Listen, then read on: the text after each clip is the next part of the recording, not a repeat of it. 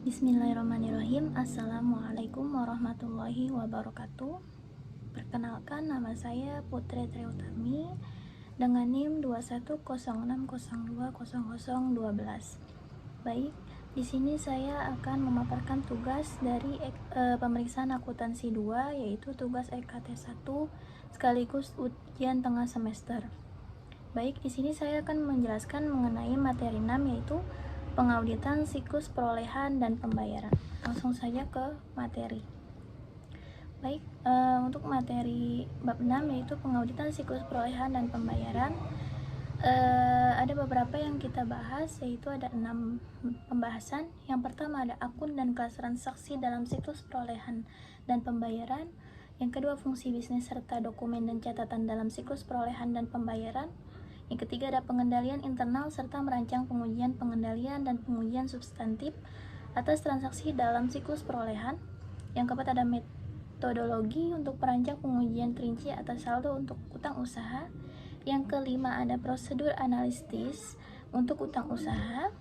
Yang keenam ada pengujian rinci akun utang usaha. Baik, langsung saja pada pembahasan pertama, yaitu ada akun dan kelas transaksi dalam siklus perolehan dan pembayaran. Identifikasi dalam akun dalam siklus perolehan dan pembayaran itu terdapat 3, yaitu ada utang usaha, akun payable. Akun ini mencatat jumlah yang perusahaan harus bayar kepada pemasok atas barang atau jasa yang telah diterima. Yang kedua ada pengeluaran expense. Ini mencakup berbagai jenis pengeluaran yang terkait dengan perolehan seperti biaya gaji, biaya listrik, dan lainnya. Yang ketiga itu ada kas. Akun ini mencatat uang tunai yang digunakan untuk membayar pemasok. Next, kelas transaksi dalam siklus perolehan dan pembayaran itu terbagi menjadi 7. Ada purchase of goods and service atau pembelian barang dan jasa. Yang kedua ada payment to suppliers, pembayaran ke pemasok.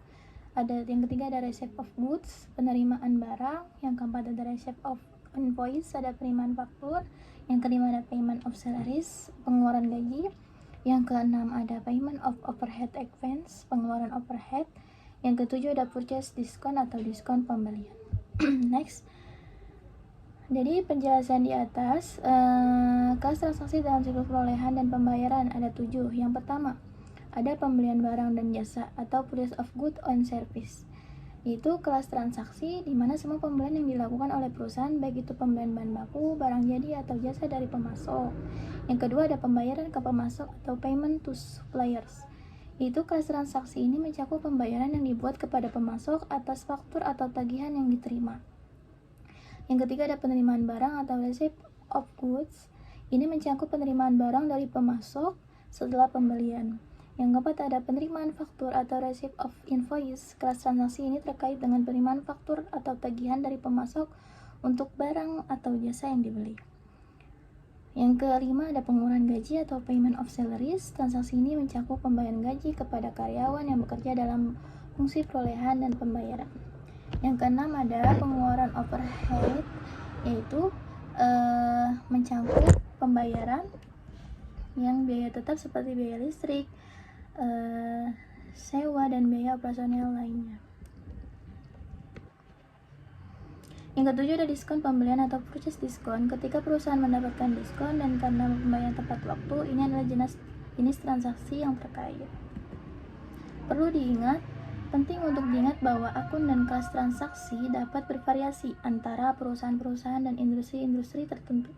Pengidentifikasian akun dan kelas transaksi ini akan tergantung pada bagaimana perusahaan Anda mengatur akuntansi dan proses perolehan dan pembayarannya. Selain itu, pengendalian internal akan berperan dalam memastikan bahwa transaksi-transaksi ini diproses dengan benar dan sesuai dengan kebijakan perusahaan. Baik, pembahasan yang kedua yaitu fungsi bisnis serta dokumen dan pencatatan dalam siklus perolehan dan pembayaran. Penjelasan di sini bahwa fungsi bisnis dalam siklus perolehan dan pembayaran itu melibatkan berbagai fungsi bisnis yang berperan penting. Yang pertama, Departemen Pembelian adalah bertanggung jawab atas pembelian barang dan jasa yang diperlukan oleh perusahaan. Mereka berkomunikasi dengan pemasok, melakukan negosiasi harga, dan memastikan bahwa barang atau jasa yang dipesan sesuai dengan kebutuhan perusahaan. Yang kedua, ada Departemen Keuangan memiliki peran dalam proses transaksi keuangan yang terkait dengan pembayaran kepada pemasok. Mereka mencatat semua transaksi ini dalam buku-buku akuntansi perusahaan. Nah, yang ketiga, yang terakhir, yaitu Departemen Persediaan bertanggung jawab atas pengelolaan stok barang. Mereka memastikan bahwa barang tersedia saat dibutuhkan dan mengelola persediaan dengan efisien sehingga perusahaan tidak kekurangan stok atau menumpuk. Dokumen dan catatan yang terkait.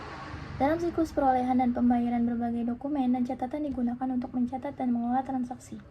Yang pertama, ada faktur invoice yang merupakan dokumen yang digunakan oleh pemasok untuk meminta pembayaran atas barang atau jasa yang telah disediakan. Faktur mencantumkan detail transaksi seperti harga, jumlah, dan tanggal transaksi. Yaitu selanjutnya ada pesanan pembelian atau purchase order, adalah dokumen yang diterbitkan oleh perusahaan untuk memesan barang dan jasa dari pemasok. Ini untuk menyantumkan detail pesanan termasuk jumlah harga dan deskripsi produk atau jasa yang dipesan. Yang ketiga, ada bond penerimaan atau receiving slip, adalah bukti penerimaan barang dari pemasok setelah pembelian. Ini mencatat jumlah dan kondisi barang yang telah diterima oleh perusahaan. Nah, yang keempat adalah catatan utang atau account payable records, adalah catatan akuntansi yang mencatat jumlah utang yang harus dibayar kepada pemasok. Ini mencatat faktur yang masih harus dibayar dan membantu perusahaan melacak utang yang belum diselesaikan. Semua dokumen catatan ini adalah bagian penting dalam memastikan keterbukaan dan akurasi dalam perolehan dan pembayaran perusahaan. Baik, untuk pembahasan ketiga yaitu pengendalian internal serta merancang pengendalian dan pengujian substantif atas transaksi dalam siklus perolehan dan pembayaran. Pengendalian internal dalam siklus perolehan dan pembayaran. Pengendalian internal sendiri adalah serangkaian prosedur dan aturan yang digunakan oleh perusahaan untuk memastikan bahwa transaksi pembelian dan pembayaran berjalan dengan baik dan sesuai dengan kebijakan perusahaan. Contoh pengendalian internal yaitu persetujuan sebelum pembayaran. Sebelum membayar faktur, perusahaan memerlukan persetujuan dari manajemen atau unit yang berwenang. Yang kedua itu pencatatan yang benar. Setiap transaksi harus dicatat dengan benar dalam buku akuntansi perusahaan. Yang ketiga ada pemeriksaan persediaan. Stok barang harus diawasi dan dikelola dengan baik untuk mencegah kehilangan atau kerusakan. Pengujian pengendalian dan pengujian substantif. Pada langkah ini, kami akan membahas dua jenis pengujian yang penting dalam menjaga kualitas proses perolehan dan pembayaran di perusahaan. Yang pertama adalah pengujian pengendalian yang bertujuan untuk memastikan apakah prosedur pengendalian internal seperti persetujuan faktur dan pencatatan transaksi berjalan dengan baik. Sebagai contoh, kami akan memeriksa apakah setiap faktur telah mendapatkan persetujuan sebelum pembayaran, serta memeriksa apakah pencatatan transaksi telah dilakukan dengan benar. Selanjutnya, terdapat pengujian substantif yang bertujuan untuk memeriksa kebenaran angka dalam catatan akuntansi.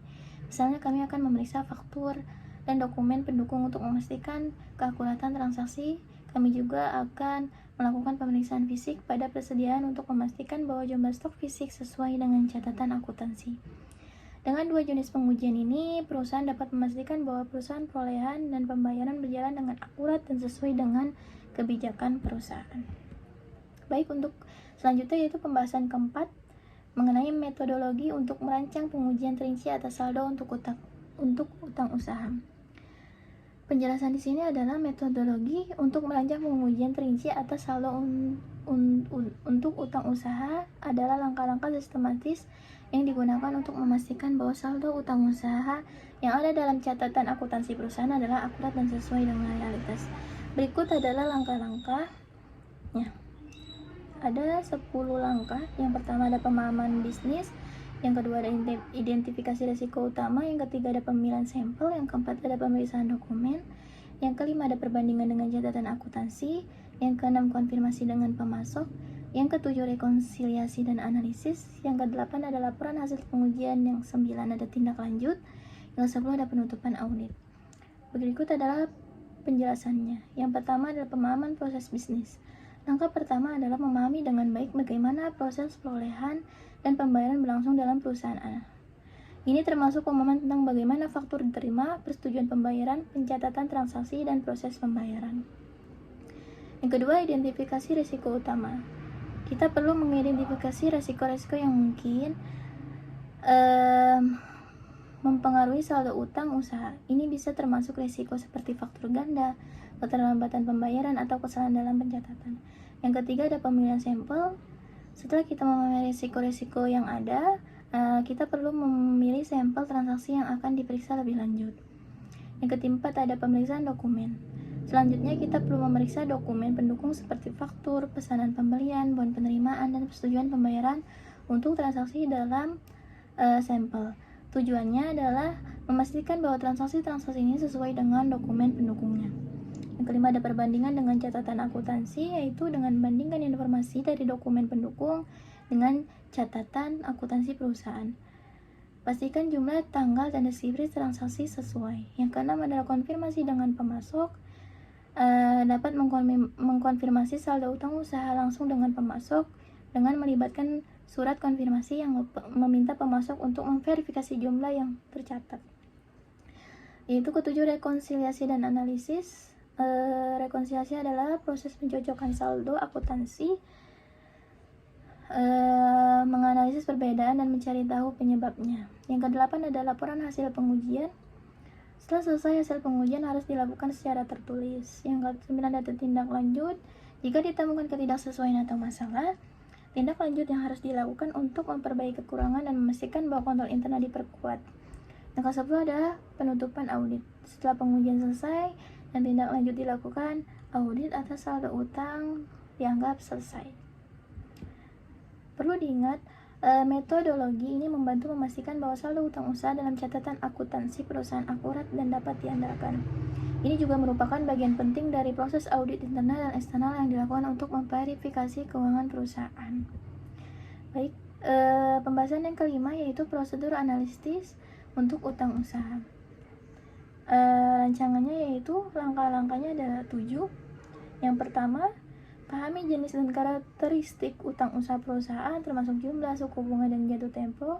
Yang kedua, identifikasi rasio-rasio utang usaha yang relevan, rasio utang usaha terhadap modal sendiri, rasio utang terhadap ekuitas. Yang ketiga ada analisis perubahan rasio selama beberapa periode seperti 3 tahun terakhir. Tahun pertama rasio utang usaha terhadap modal sendiri 0,5, rasio terhadap ekuitas 0,35. Tahun kedua, rasio utang usaha terhadap modal sendiri 0,6, rasio terhadap ekuitas 0,42. Tahun ketiga, rasio utang usaha terhadap modal sendiri 0,6, rasio utang terhadap ekuitas 0,43. Yang keempat, bandingkan rasio-rasio perusahaan sejenis dan yang dalam industri yang sama. Yang kelima ada analisis tren historis rasio-rasio utang usaha dalam beberapa tahun terakhir, mengidentifikasi pola. Yang keenam, jika hasil analisis menunjukkan berupa signifikan atau pola mencurigakan, lakukan investigasi lanjut seperti pemeriksaan transaksi individu.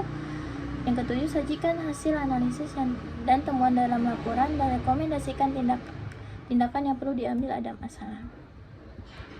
Baik, yang terakhir yaitu pembahasan yang keenam yaitu pengujian terinci atas akun utang usaha. Ada rancangan beberapa langkah yaitu 10 langkah dalam proses pengujian. Yang pertama, identifikasi jenis utang usaha yang akan diuji atau utang kepada pemasok, utang bank, atau utang lainnya. Yang kedua, pilih sampel transaksi atau saldo yang akan diuji, bisa berdasarkan risiko atau pemilihan acak. Yang ketiga, ada pemeriksa dokumen pendukung untuk setiap transaksi dalam sampel, yaitu seperti faktur, pesanan pembelian, bon penerimaan, persetujuan pembayaran, kontrak. Yang keempat, ada konfirmasi saldo utang usaha dengan pihak ketiga jika memungkinkan menggunakan surat konfirmasi. Yang kelima, pemeriksaan pencatatan akuntansi untuk setiap transaksi yang diuji dalam jurnal dan buku besar. Pastikan pencatatan tersebut benar dan lengkap. Yang keenam, bandingkan informasi dalam dokumen pendukung dengan catatan akuntansi termasuk jumlah, tanggal, dan deskripsi transaksi. Yang ketujuh, hitung ulang saldo utang usaha yang tercatat dalam catatan akuntansi dan rekonsiliasikan hasilnya. Yang kedelapan ada lakukan investigasi lebih lanjut jika ditemukan ketidaksesuaian atau masalah untuk memahami penyebabnya. Yang kesembilan, buat laporan hasil pengujian yang mencakup temuan, rekomendasi, dan tindakan korektif yang diperlukan. Laporkan hasil kepada manajemen dan tim keuangan. Yang terakhir, setelah tindakan koreksi jika diperlukan, telah diambil dan hasil pengujian dilaporkan, pengujian atau akun utang usaha dianggap selesai. Baik, terima kasih. Cukup sekian penjelasan materi dari saya. Kurang lebihnya mohon maaf. Wabillahi taufiq wal hidayah. Wassalamualaikum warahmatullahi wabarakatuh.